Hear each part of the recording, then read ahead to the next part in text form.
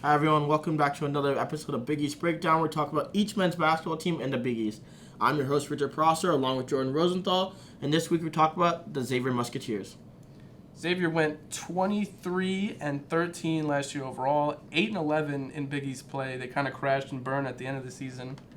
They lost, surprisingly, in the very first round of the Big East tournament to Butler.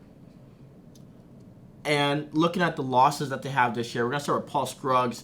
He was a Big East second-team player last year, but had an abrupt ending to his career with a torn ACL at the end of March. He was a really good player for them last year, averaging 10 points, shooting 45% from the field. The veteran presence will definitely be missed in the locker room there. Another player that they lost is the grad transfer from last year, Nate Johnson. He was a shooter for them, shot 37% from three, also chipping in 10 points a game.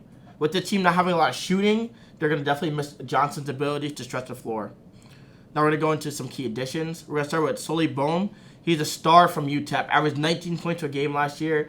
That is translating into the Big East, where he scored 23 points in his first game as a Musketeer. He could shoot the ball well, and he would definitely be a weapon for them this year.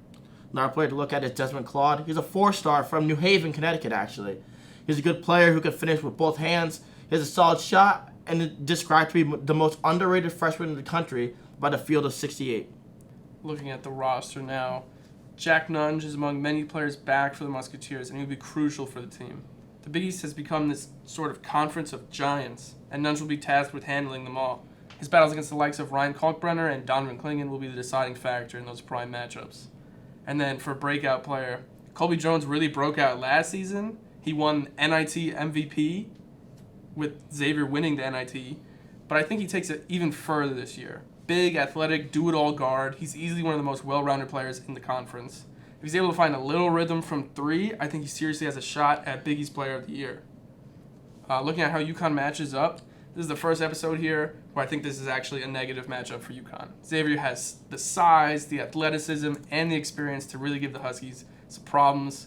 It'll be big matchups between Clingan and Nunge, Hawkins and Jones, and I think it'll come down to whoever steps up outside of those guys, namely Adama Sanogo.